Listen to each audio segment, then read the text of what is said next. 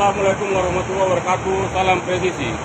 Kami dari Stasiun Tebing Tinggi melaporkan bahwa pada hari ini, hari Jumat, tanggal 21 April 2023, melaporkan bahwa kedatangan kereta api dari Medan menuju Kantor Prapat dengan jumlah yang turun 12 orang dan yang naik 15 orang.